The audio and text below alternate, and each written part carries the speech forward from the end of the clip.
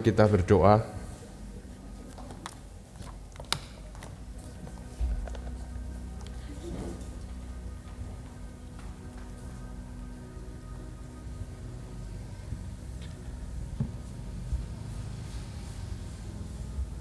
Ya, mari Bapak Ibu kita berdoa. Karena anak-anak ini harus datang kepada Yesus, karena merekalah yang memiliki kerajaan surga. Oleh sebab itu kami, orang tuanya, kakaknya, guru-guru sekolah minggunya, kami adalah pihak-pihak yang paling bertanggung jawab untuk mereka ini bertumbuh dengan benar di hadapan Tuhan. Kami berdoa, kami memberkati, dan kami membiarkan mereka datang kepada Yesus, karena merekalah yang memiliki kerajaan surga. Terima kasih Bapa, kami mengucap syukur di dalam nama Tuhan Yesus. Amin. Sampai jumpa lagi.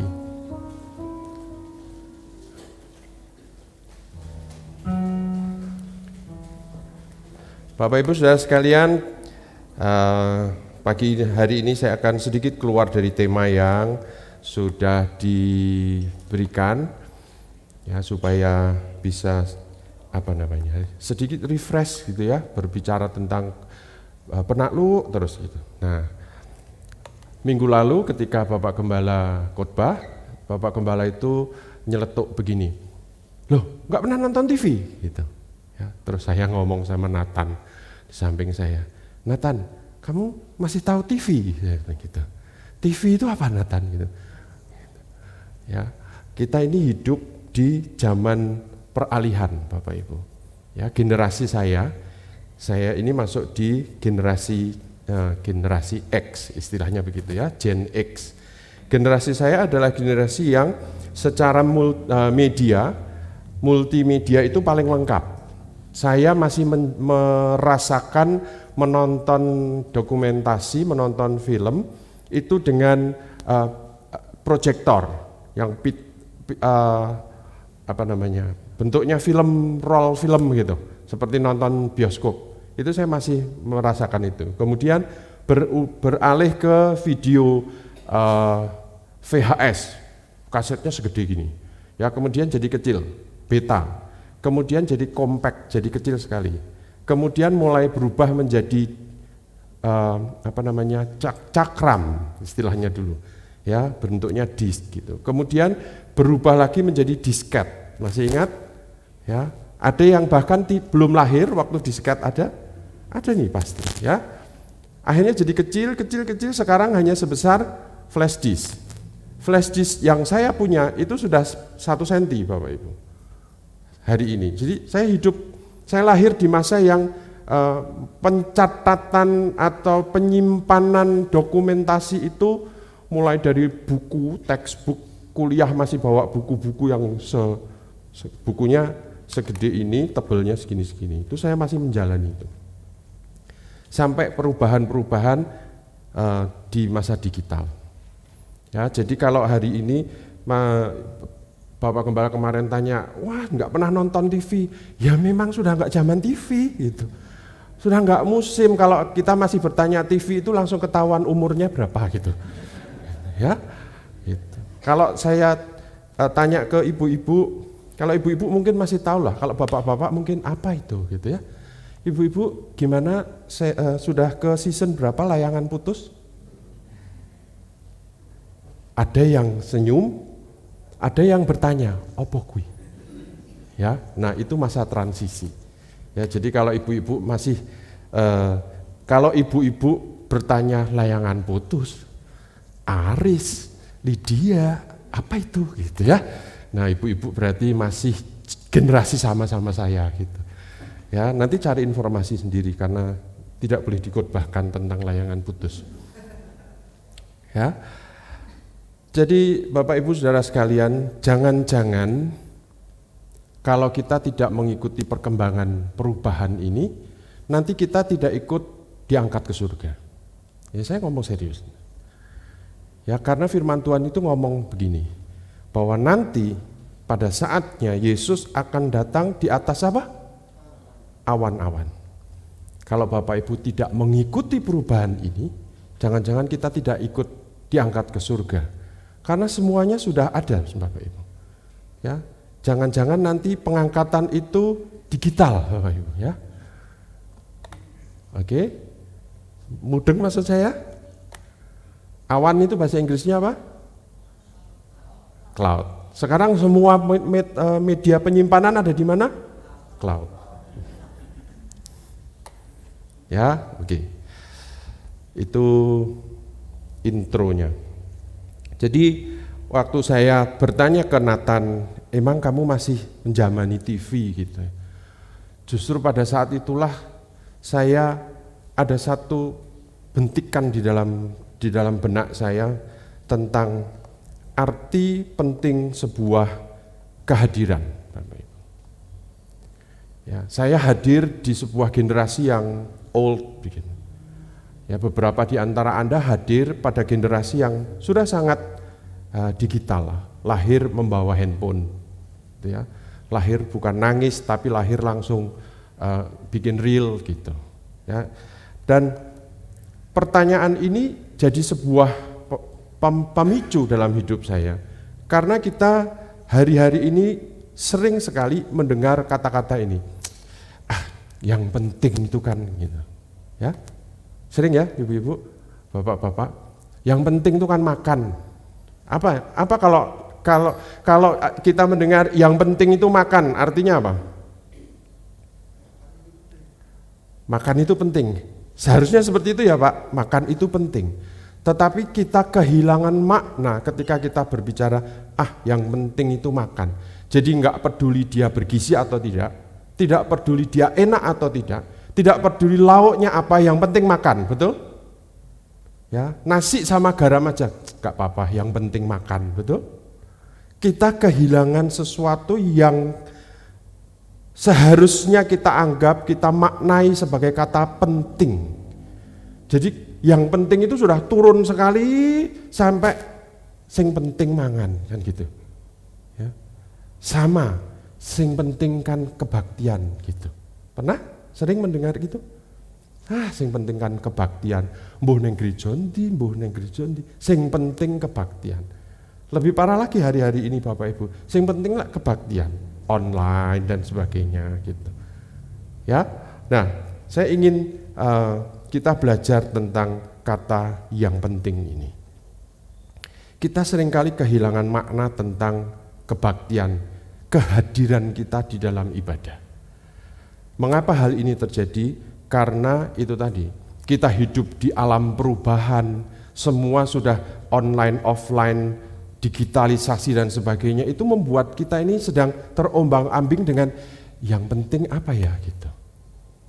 Ya, nah, mengapa itu bisa terjadi? Karena kita tidak pernah belajar apa yang sebenarnya Alkitab katakan tentang ibadah. Nah, pagi hari ini kita akan belajar, saya akan kasih judul pelajaran kita hari ini adalah ibadah korban.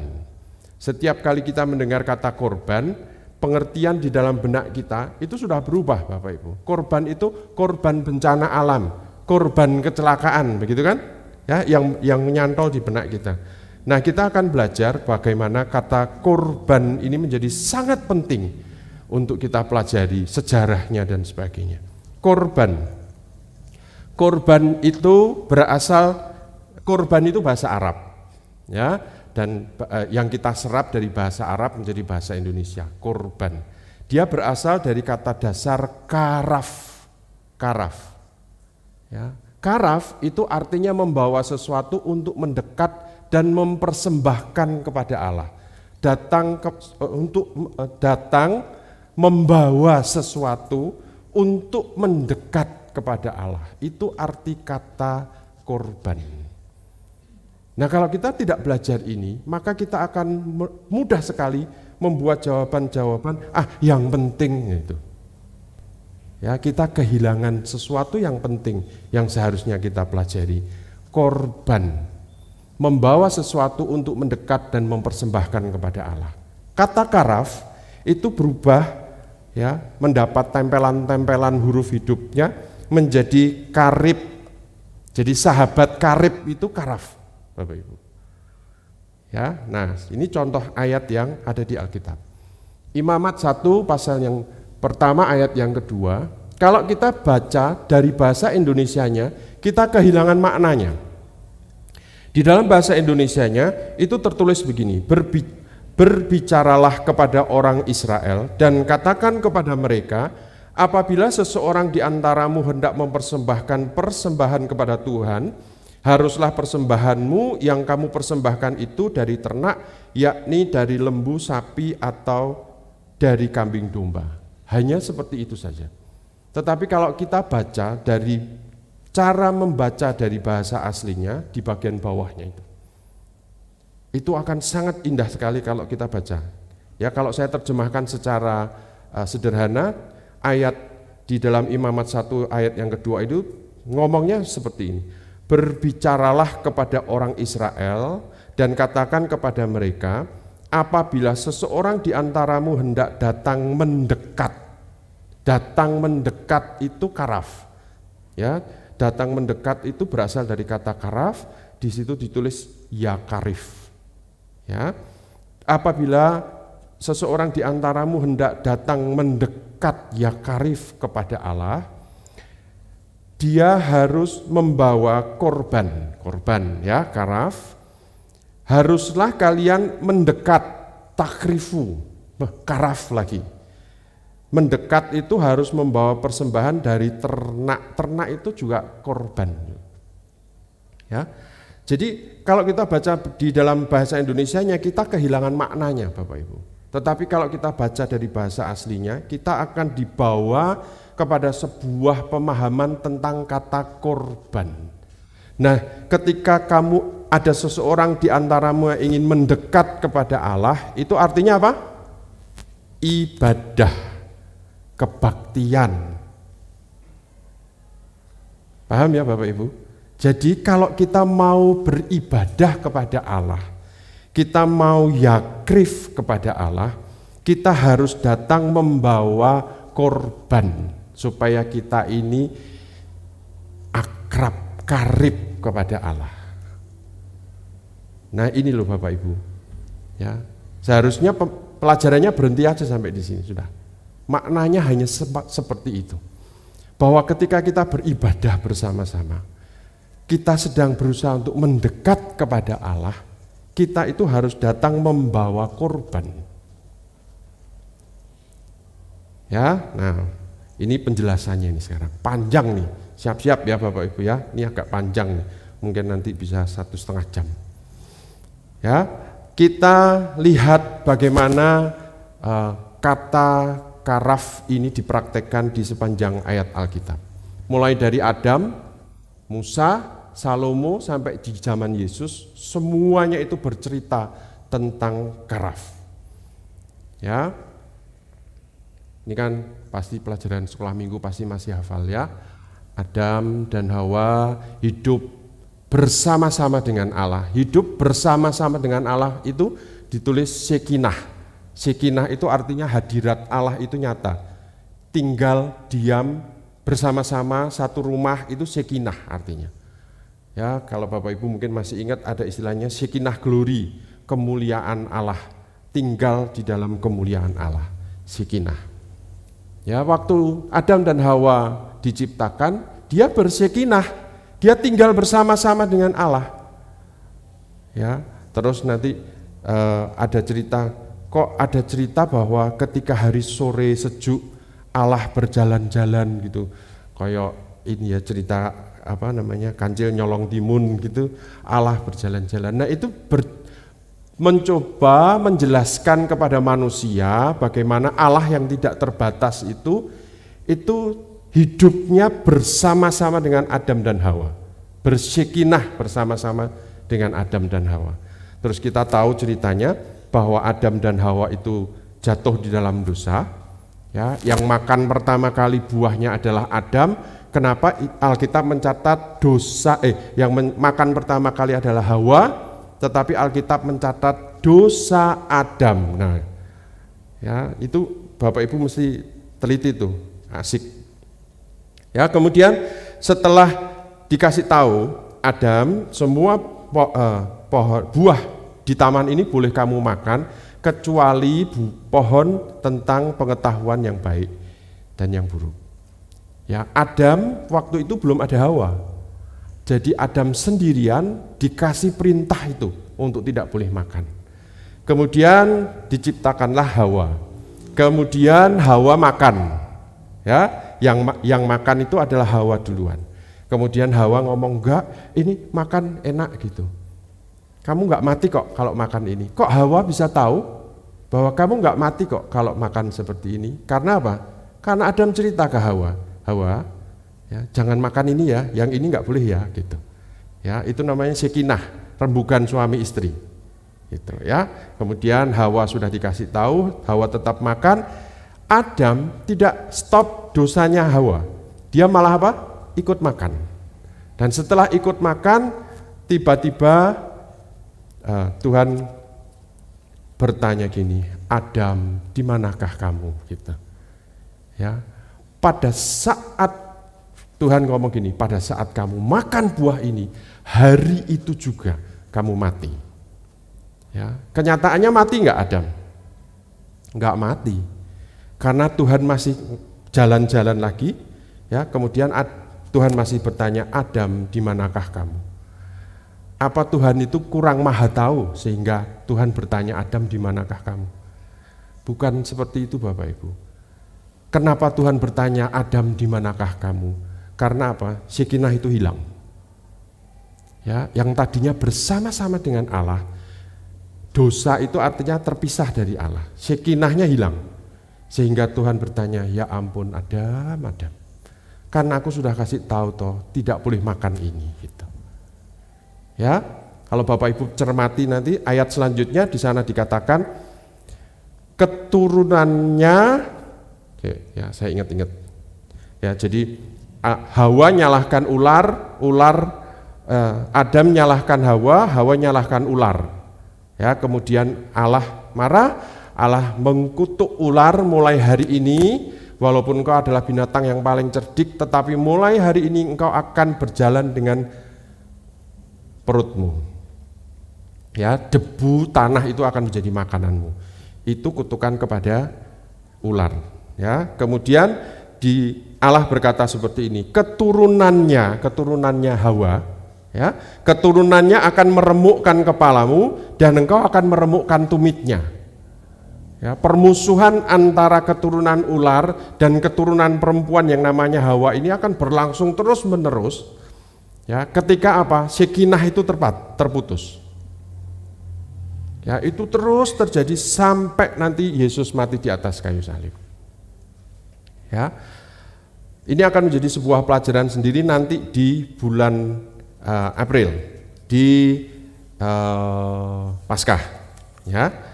Tentang keturunanmu akan meremukkan keturunannya akan meremukkan tumit dan sebagainya itu. Oke?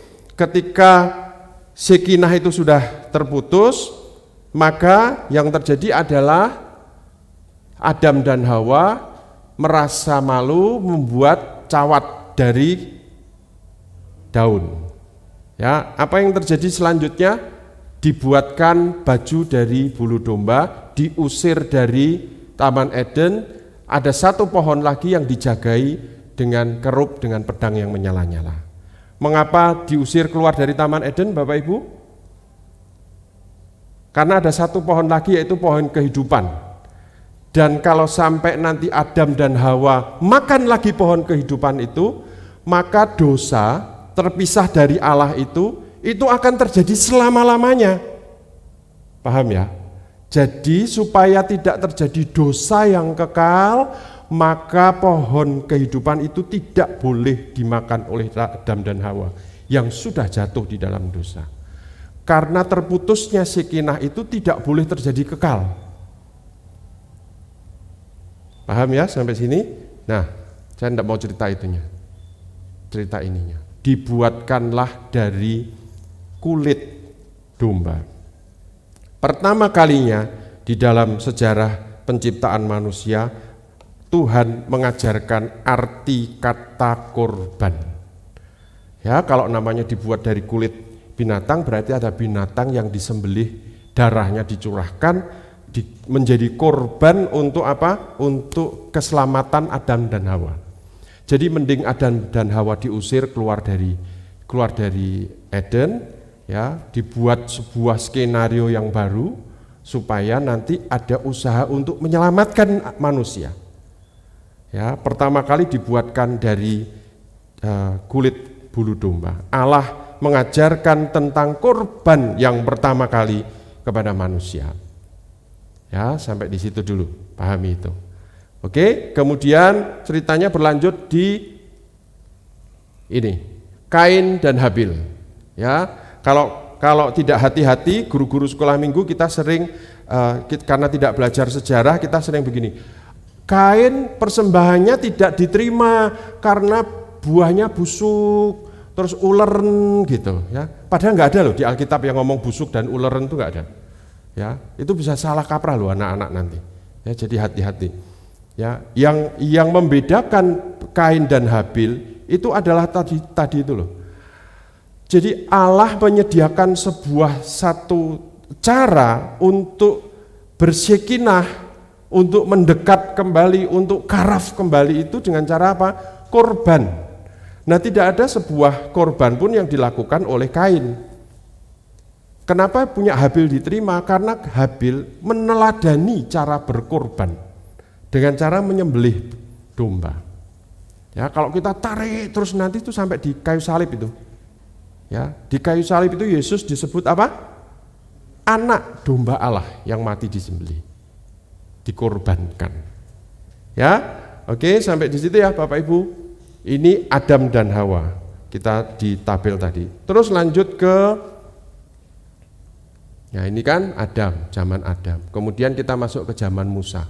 Di zaman Musa, tentang kata korban itu ditekankan sekali oleh Allah. Musa, buatlah kemah pertemuan dengan ukuran begini. Ya, pada zaman Musa ini dibuat sebuah kemah pertemuan yang namanya Tabernakel Musa. Tabernakel Musa. Ya, di sini mulai muncul peraturan-peraturan. Imam-imam itu harus begini. Syaratnya imam sebelum masuk imam harus menyucikan dirinya dulu seperti ini, membuat korban dulu untuk dirinya sendiri seperti ini, baru dia boleh melakukan pelayanan imam. Ya, kemudian di dalam Mazmur 100 ayat yang keempat di sana dituliskan tentang tata cara untuk masuk ke dalam tabernakel Musa. Masuklah melalui pintu gerbangnya dengan nyanyian syukur, ke dalam pelatarannya dengan puji-pujian. Ya, itulah sebabnya maka di dalam ibadah kita itu menerapkan tata aturan seperti ini. Masuklah melalui pintu gerbangnya dengan nyanyian syukur. Ku masuk ke hadirat-Mu di tempat kudus-Mu Tuhan, gitu ya. Ku masuk gitu. Ya. Masuk harus melalui apa? Pintu gerbang. Gitu. Kalau kita lihat gambar tabernakel ini bisa loh masuk berobos lewat di sini tuh bisa loh Bapak Ibu. Karena pagernya ini hanya dibuat dari kain. Ya, tapi firman Tuhan mengajar kepada kita sebuah tatanan, sebuah sistem, sebuah aturan urut-urutan masuk melalui pintu gerbang dengan nyanyian syukur. Ku bersyukur Tuhan, ku bersyukur Bapa, gitu ya. Kemudian masuklah ke dalam pelatarannya dengan puji-pujian. Sebab Tuhan baik. Terdem, gitu. Kayaknya tadi enggak pas demnya gitu ya. Tertuduh ya tiba-tiba. Ya. Bahwasanya untuk selamanya kasih setianya, itu urut-urutannya seperti itu Bapak Ibu.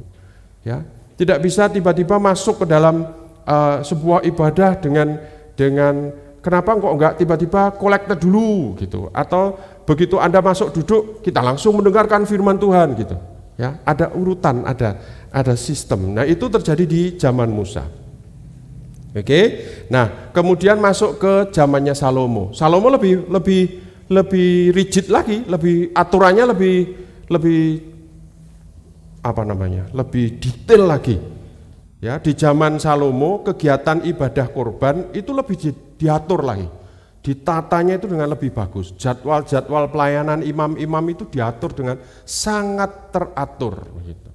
Ya, saya berharap setelah kita belajar tentang ibadah korban ini, semua tatanan ibadah kita itu ya kembali jadi sebuah tatanan yang menyenangkan hati Tuhan, yang sesuai dengan yang firman Tuhan katakan ini. Ya, tim musik yang pelayanan mesti belajar sebetulnya. Ya, mesti belajar hal seperti ini. Jadi di zaman saya belajar melayani itu, kalau saya masuk ke Salatiga sebagai saya tidak mau mengenang ini sebagai sebuah kebanggaan, kesombongan, enggak.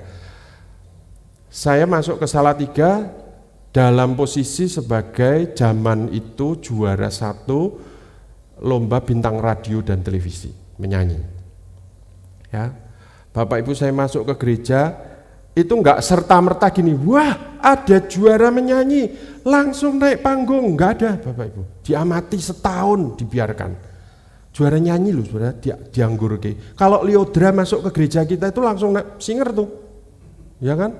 Liodra ki sapa meneh ngono ya. Rata nonton TV sih. Gitu. Ya, gitu.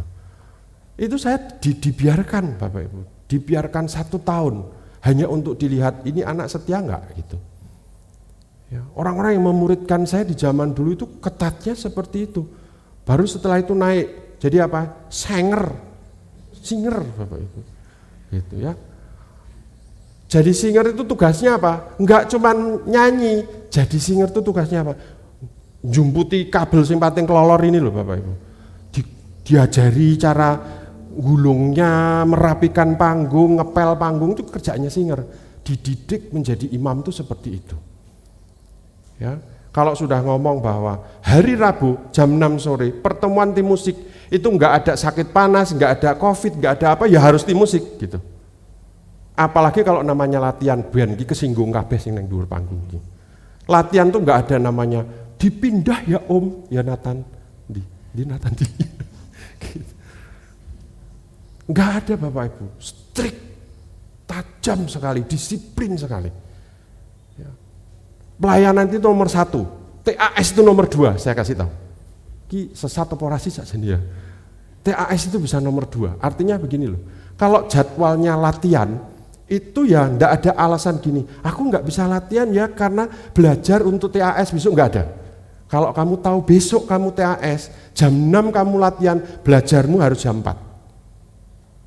Diajar seperti itu Bapak Ibu. Itu apalagi kalau zaman imam-imam di zaman Salomo, itu lebih parah lagi.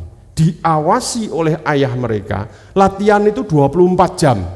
Jadi nyanyi orang ono sing fales, main drum orang ono sing salah ketuk, main bass orang ono sing salah main gitar. Main bass salah. Kamu tugasnya apa? Bass, tapi nyekel gitar gitu kan, beda ya. Gitu. Itu pelayanan Bapak Ibu. Ya, itu tatanan ibadah korban itu seperti itu. Mungkin Bapak Ibu masih ada yang menjalani ini. Kebaktian jam 7 pagi, pintu di depan itu ditutup. Masih ingat enggak Bapak Ibu? Ya, kalau terlambat tunggu sampai puji-pujian selesai, baru pintunya itu dibuka. Baru boleh masuk. Itu pernah terjadi di gereja kita. Ya, saya tidak sedang nostalgia enggak, tapi saya ingin mengingatkan, lo itu sebetulnya sesuatu yang di Alkitab diajarkan. Bukan yang penting kan ibadah, engkau wae gek puji-pujian. Enggak ada yang seperti itu Bapak Ibu. Ibadah itu adalah korban, mempersembahkan korban ketika kita mendekat. Karena apa? Sekinah itu tadi Bapak Ibu. Ya, ini lebih ngeri lagi nih. Baitnya Salomo ini dihancurkan oleh Nebukadnezar dan orang-orang Israel dibuang ke Babel. Tidak ada lagi korban sembelihan yang bisa dilakukan di bait Allah karena baitnya hancur. Mereka masuk ke pembuangan di Babel, kemudian setelah sekian puluh tahun dilepaskan lagi, boleh membangun kembali, betul ya? Esra, Nehemia dan teman-temannya itu boleh membangun kembali menjadi apa? Pusat ibadah korban lagi. Ya, bait Allahnya itu bentuknya sudah seperti ini, Bapak Ibu. Ya, bait Allah itu disebut Bet HaMikdas. Mikdas itu artinya makom dan kodesh. Makom itu bukan makam, ya. Kayak kita ini kan garden heroes kan, Taman Makam Pahlawan, Taman Garden Pahlawan Heroes, Garden Heroes gitu. Ya. Makam bukan makam ya, makam itu artinya tempat atau istana, Kodesh itu kudus. Ya, jadi bait Allah, Bet Hamikdas. Yang terjadi di sini adalah kegiatan yang terjadi di sini pada saat dibangun kembali yang setelah yang pertama punya Salomo, kemudian yang dibangun kembali oleh Ezra, Nehemia dan teman-temannya itu ya dipakai sebagai tempat penyembelihan korban penghapus dosa sehari-hari. Pagi 1 kali disembelih domba, sore jam 3 disembelih lagi 1 domba. Setiap hari dilakukan seperti itu di Bet Hamikdas itu. Kemudian Bet Hamikdas juga dipakai menjadi pusat kegiatan Hari Raya Pendamaian. Hari Raya Pendamaian itu adalah dilakukan 1 tahun 1 kali. Semua laki-laki dewasa Israel harus hadir di Bet Hamikdas. Ya, dipersembahkan kurban pendamaian. Itu 1 kali dalam 1 tahun imam besar masuk ke ruang Maha Kudus. Ya, itu Bet Hamikdas. Nah, saya sambil cerita sejarah supaya Bapak Ibu kita ini belajar. Kita bukan hanya sekedar tepuk-tepuk tangan haleluya haleluya, tapi enggak tahu isi Alkitab kita. Ya, supaya kita sekalian belajar. Di Bet Hamikdas ini dilakukan korban harian, korban pagi dan korban petang. Kemudian kegiatan-kegiatan ibadah raya 1 tahun 1 kali, itu namanya Hari Raya Pendamaian. Ya, nah Bet Hamikdas ini dibangun oleh Ezra, Nehemia dan teman-temannya itu. Tetapi beberapa belas tahun sebelum Yesus lahir itu direnovasi oleh Herodes. Ya, Herodes namanya, Herodes itu wangsa itu apa ya? Klan ya, nama keluarga besar gitu. Ya, Herodes. Pada yang membangun ini namanya Herodes Agung. Diperluas 2 kali lebih lebar daripada yang dibangun oleh Salomo. Ya, kemudian ada dibangun sebuah tempat, sebuah teras yang panjang begitu mengelilingi, namanya Serambi Salomo. Nanti kalau dibaca di Alkitab cari namanya Serambi Salomo. Nah, itu diperluas dari apa yang dibangun oleh orang Israel, diperluas oleh Herodes Agung. Ya, nah itu Bet Hamikdas. Yesus itu sejak umur 40 hari itu sudah akrab dengan Bet Hamikdas ini. Ya, jadi silsilahnya Yesus itu kan lahir, kemudian umur 8 hari disunat, Brit Milah. Brit Milah itu upacara sunat umur 8 hari, kemudian 40 hari namanya hari pentahiran, itu 40 hari Yesus sudah diserahkan di Bait Kudus. Jadi seharusnya kita ini kalau mau penyerahan anak, kalau meniru cara mereka, cara Yesus, itu 40 hari ternyata. Ya, jadi itu namanya hari pentahiran. Ya, selesai masa nifas ibunya, persis saat itu juga 40 hari dibawa ke Bait Kudus untuk diserahkan.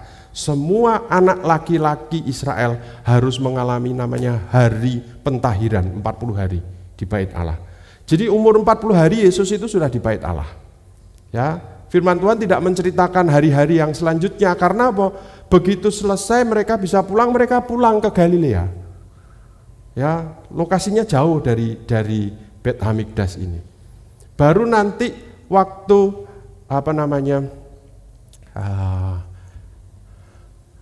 nama istilahnya lupa saya. Umur 12 tahun ya, bar mitzvah.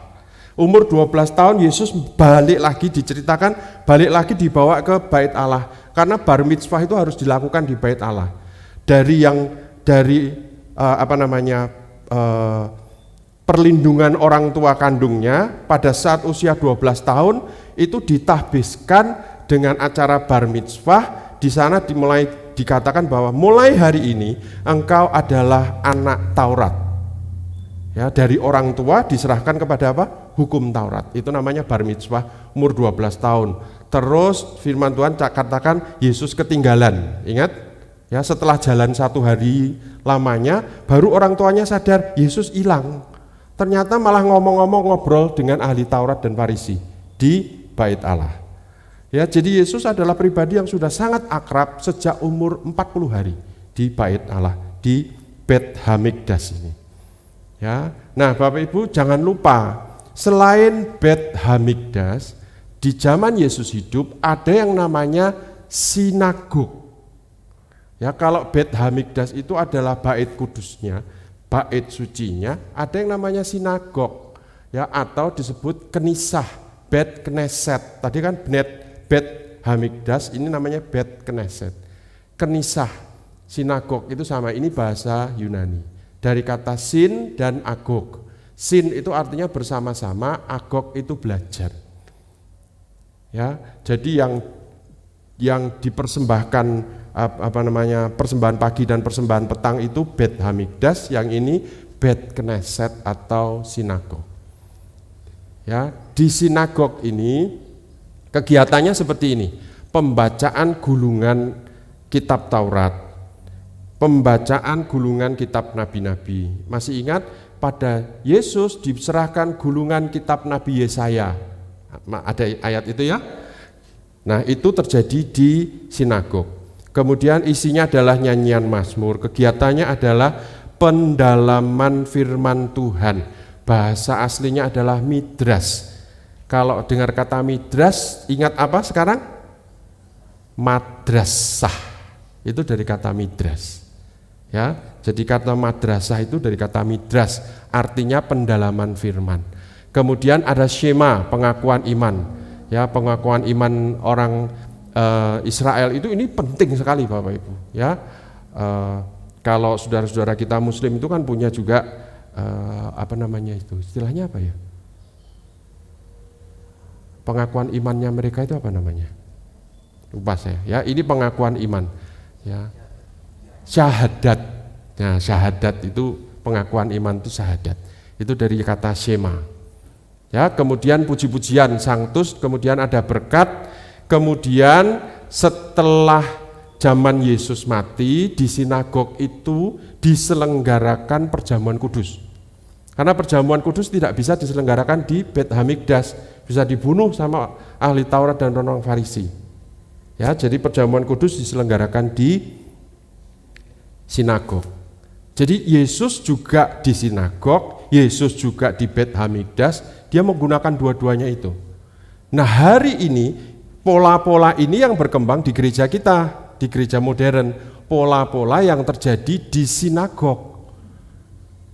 Bahkan kita melupakan pola yang terjadi di Bet Hamikdas yang seharusnya itu intinya. Sehingga tadi terjadilah yang penting kan, nah itu loh Bapak Ibu.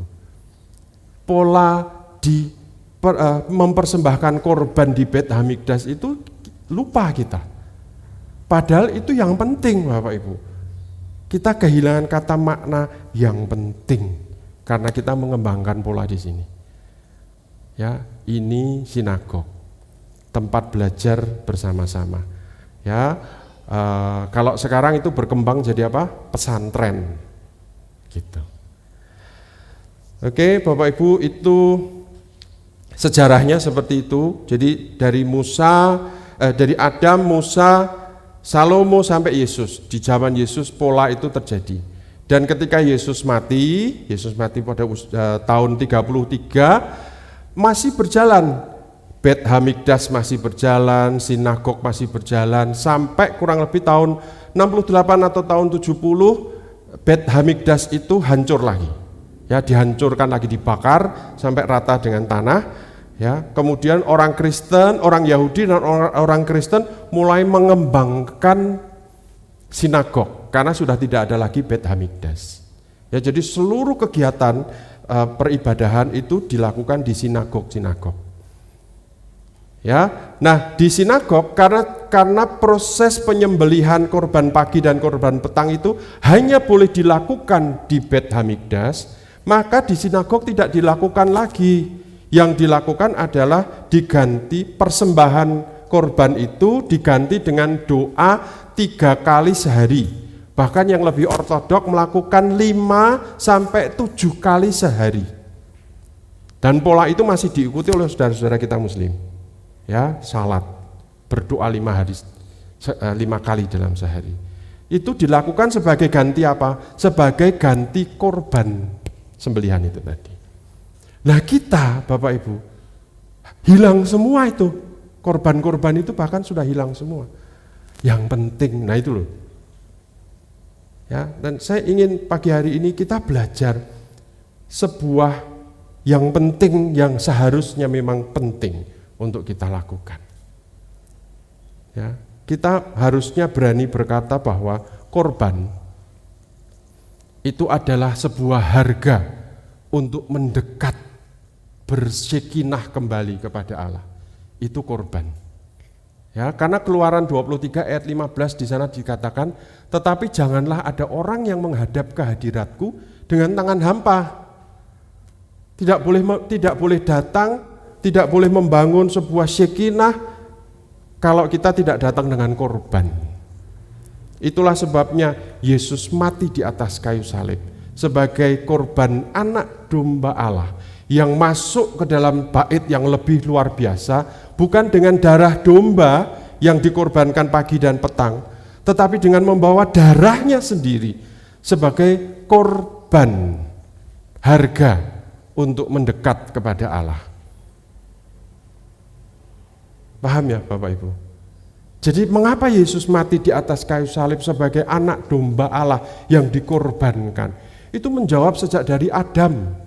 Dari prosesnya Adam, ada domba, ada nyawa yang harus dikorbankan untuk bersekinah kembali dengan Allah. Maka yang dilakukan oleh Yesus itu adalah membayar harga untuk seluruh umat manusia, supaya umat manusia ini punya jalan kembali untuk mendekat kepada Allah. Begitu dia mati di atas kayu salib pukul 3 petang, terjadi gempa bumi. Dan Alkitab mencatat tirai bait sudus itu terbelah jadi 2. Artinya apa? Sekarang tidak ada penghalang lagi untuk berkorban kepada Allah. Akulah jalan, akulah kehidupan. Jadi Yesus menjadi jalan untuk kita ini bersekinah kepada Allah.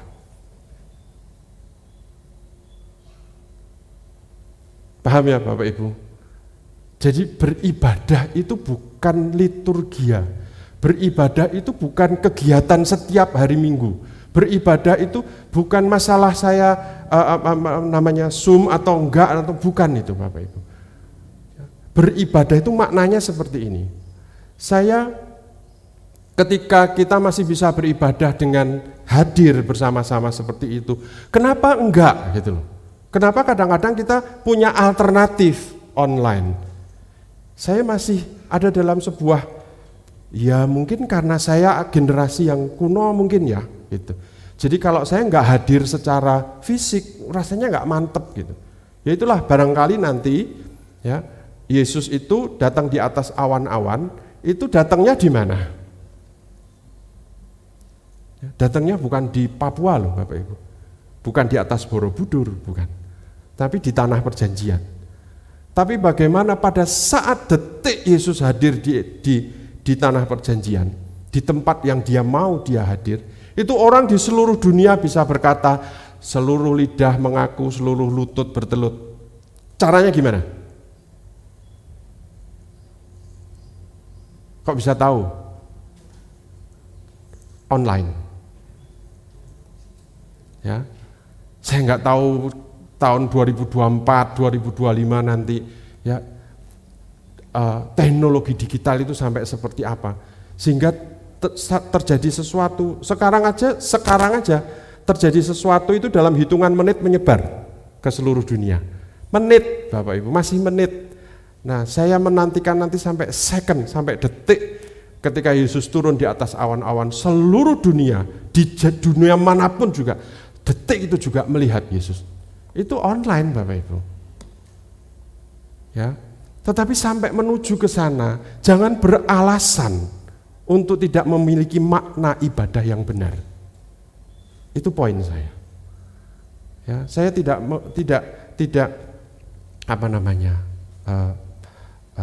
melarang ibadah online, bukan gitu. Karena mungkin kita harus belajar ya. Kita nggak tahu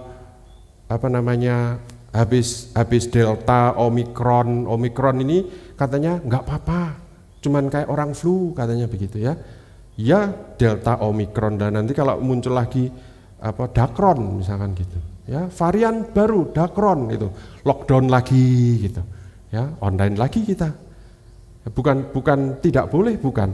Tetapi milikilah makna yang penting betul tentang arti kata ibadah, yaitu apa? Korban untuk mendekat kepada Dia. Ya, kalau mau online lah dengan apa? Korban. Jangan online sambil mbok sambi, gitu ya. Itu bukan ibadah Bapak Ibu. Online disambi apa? Foto-foto jebulane yang puncak bukit, gitu. Maaf nggak bisa ibadah. Saya ikut online ya. Ora online Bapak Ibu, gitu. Ya, jadi ketika Yesus mati di atas kayu salib, ya, Ibrani 9 ayat 11 sampai 12, di sana dituliskan seperti ini. Tetapi Kristus telah datang sebagai imam besar untuk hal-hal yang baik yang akan datang. Ia telah melintasi kemah yang lebih besar, ya, lebih besar daripada tabernakel Musa, lebih besar daripada Bet Hamikdas tadi itu, yang bukan dibuat oleh tangan manusia. Dan ia telah masuk satu kali untuk selama-lamanya ke dalam tempat yang kudus, bukan dengan membawa darah domba jantan atau darah anak lembu, tetapi dengan membawa darahnya sendiri. Ya, itulah sebabnya Yesus dikatakan anak domba Allah. Di dalam Matius pasal yang kedua ayat yang ke-17, di sana dikatakan, aku ini, tuh Yesus ngomong, aku ini datang bukan untuk meniadakan hukum Taurat, betul? Ya, tetapi untuk apa? Menggenapi.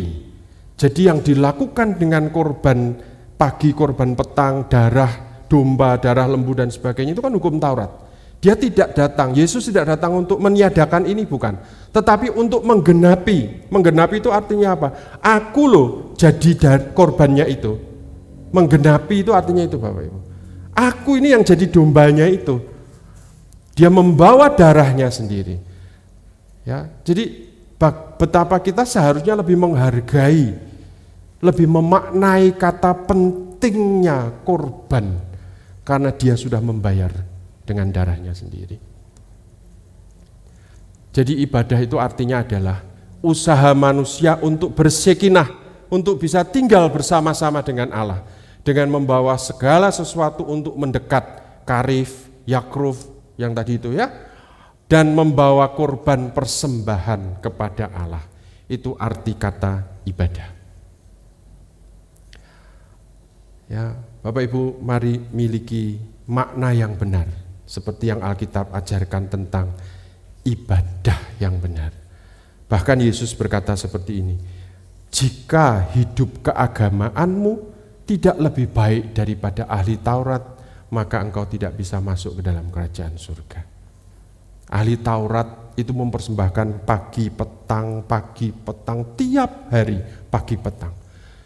Yesus katakan, aku tidak mau menghapuskan itu loh, tapi aku mau menggenapinya. Dan kalau hidup keagamaanmu tidak lebih baik daripada orang yang mempersembahkan korban pagi dan petang, kita tidak bisa masuk ke dalam kerajaan surga. Ya, bukan korban terus nanti minggu depan Bapak Ibu bawa kambing dan sebagainya, bukan gitu.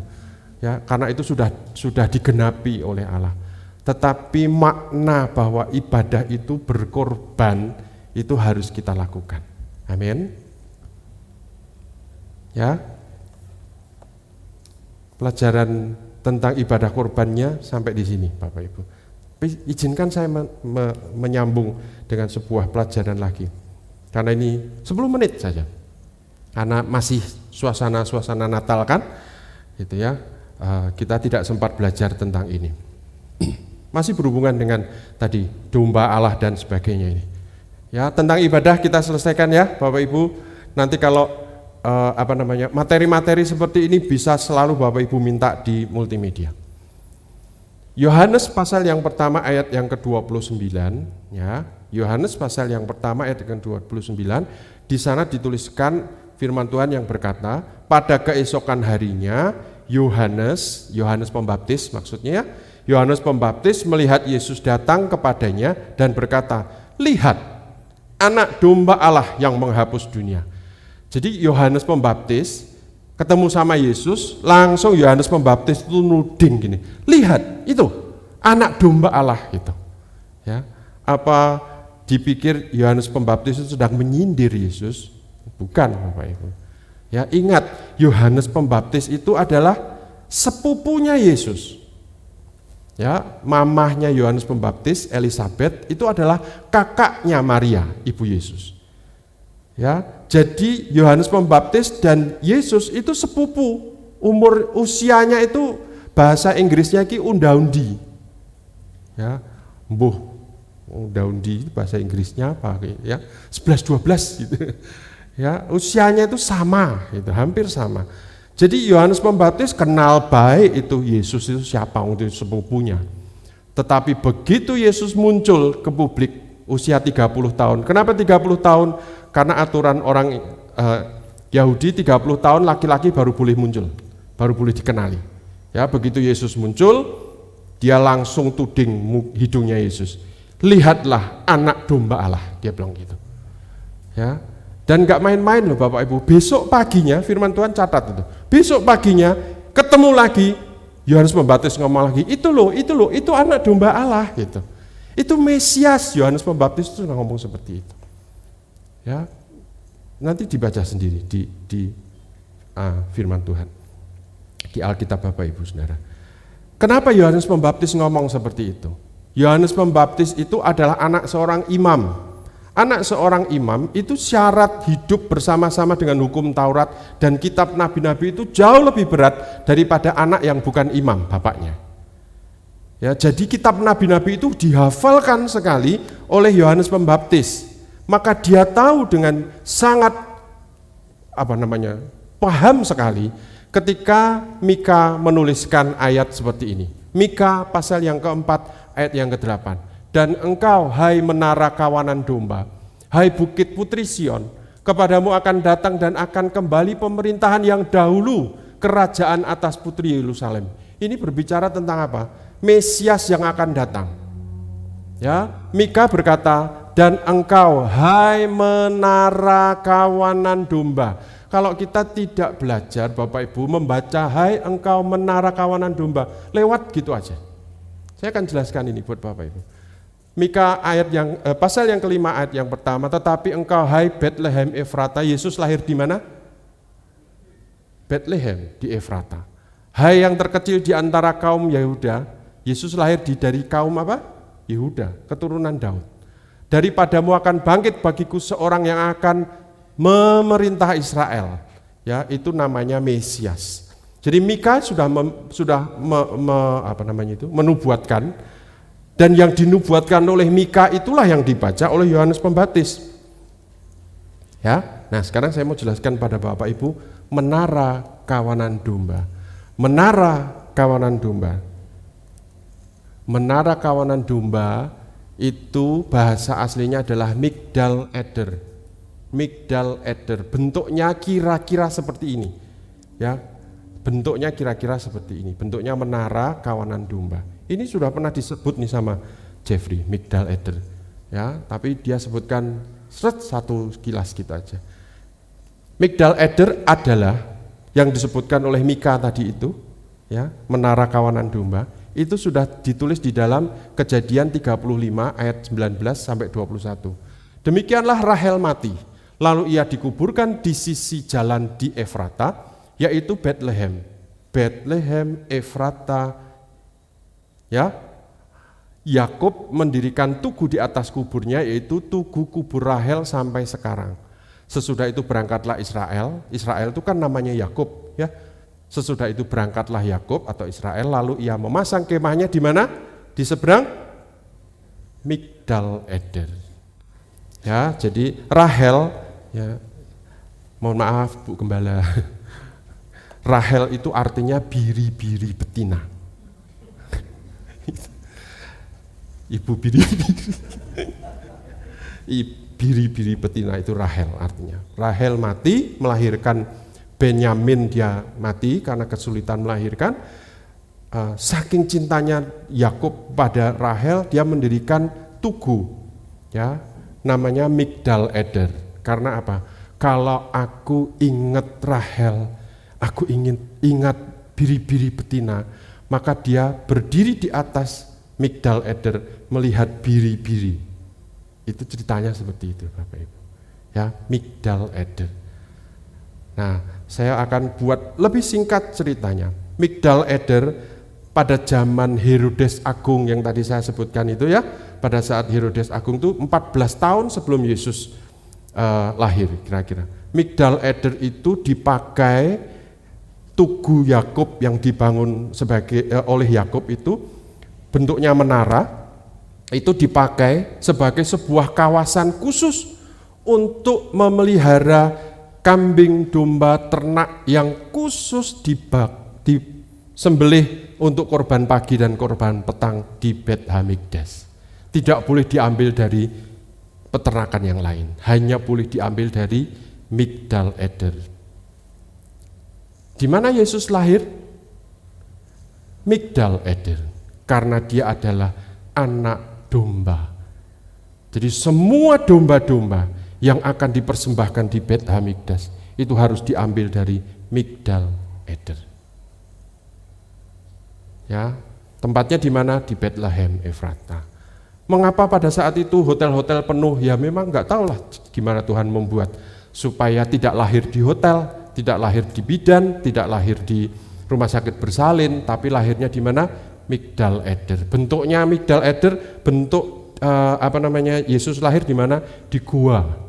Karena di Migdal Eder itu tidak ada yang bentuknya gubuk. Mohon maaf yang kemarin bikin dekorasi, ya. Jadi Yesus itu tidak lahir di gubuk. Itu adalah budayanya kita, orang Jawa, gawe gubuk ning mburi omah, kan gitu.